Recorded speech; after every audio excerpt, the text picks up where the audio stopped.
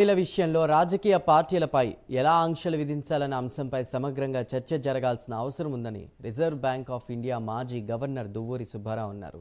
ఈ విషయంలో పార్టీల మధ్య ఏకాభిప్రాయం కుదర్చాల్సిన అవసరం ఉందన్నారు. ఈ అంశంలో రాజకీయ పార్టీలను ఎలా కట్టడి చేయాలనే దానిపై లోతైన చర్చ జరగాలని ఆయన అభిప్రాయపడ్డారు. ఉచితాల ఖర్చు ప్రయోజనాలపై సాధారణ ప్రజలకు మరింత అవగాహన కల్పించాలన్నారు. ప్రజలకు ఎలా విద్యను అందించాలనే దానిపై అవగాహన కల్పించడం ప్రభుత్వ బాధ్యత అన్నారు మాజీ గవర్నర్.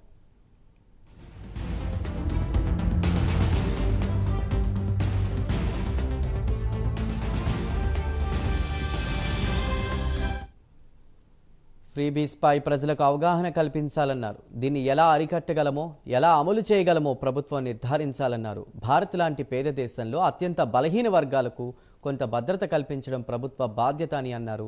ఉచితాలను అమలు చేయడానికి కొన్ని రాష్ట్రాలు ఎఫ్ఆర్బిఎం పరిమితిని ఉల్లంఘిస్తున్నాయని, రాష్ట్రాలు కేంద్ర ప్రభుత్వం ఆర్థిక క్రమశిక్షణ కొనసాగించాలన్నారు.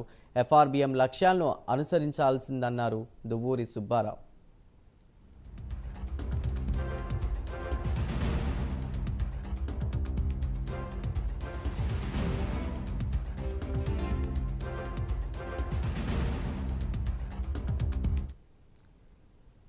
2047 నాటికి భారత్ అభివృద్ధి చెందిన దేశంగా అవతరించాలంటే ఏటా 7.6% వృద్ధి రేటు నమోదు చేయాల్సిన అవసరం ఉందన్నారు. చైనా వంటి పలు దేశాలు దీన్ని సాధించగలిగాయన్న ఆయన, వాతావరణ మార్పులు, భౌగోళిక రాజకీయాల వంటి సవాళ్ల మధ్య భారత్ దాన్ని ఎంతవరకు కొనసాగించగలదనేది చెప్పడం కష్టమే అన్నారు.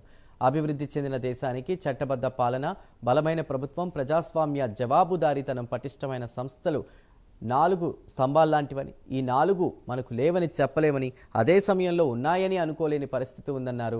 వాటిని మరింత పటిష్టపరచాల్సిన అవసరం ఉందని మాజీ reserve bank governor Duvvuri Subbarao అభిప్రాయపడ్డారు.